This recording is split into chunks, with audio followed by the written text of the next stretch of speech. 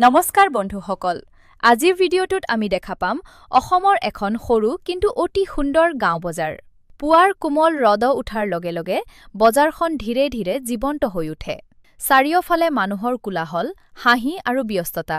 গাঁৱৰ কৃষকে নিজ হাতে ফলোৱা তাজা শাক-পাচলি লৈ আহিছে বজাৰলৈ। টমেটো, বেঙেনা, মৰিচা, লাও আৰু বিভিন্ন সেউজীয়া শাক সকলোবোৰ একেবাৰে তাজা। মানুহে আহি নিজৰ পচন্দৰ শাক-পাচলি বাছি লৈছে। কোনোবাই দাম পচাৰিছে, কোনোৱে হাঁহি হাঁহি কথা পাতি বজাৰ কৰিছে। এই বজাৰখন কেৱল কেনা-বেচাৰ ঠাই নহয়, ইয়াত মানুহে লগ পায়, কথা পাতে আৰু সম্পৰ্ক গঢ়ি উঠে। এইবোৰ সৰু সৰু মুহূৰ্তই অসমৰ গাঁও জীৱনৰ আচল সৌন্দৰ্য দেখুৱায়। সৰল জীৱন, পৰিশ্ৰমী মানুহ আৰু প্ৰকৃতিৰ মাজত এটা শান্ত পৰিৱেশ।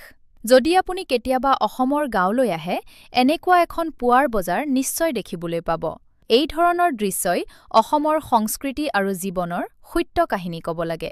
ভিডিঅ'টো ভাল লাগিলে লাইক কৰক, বন্ধুসকলৰ সৈতে শ্বেয়াৰ কৰক আৰু আমাৰ চেনেলটো ছাবস্ক্ৰাইব কৰিব নাপাহৰিব। ধন্যবাদ, আকৌ লগ পাম নতুন ভিডিঅ'ত।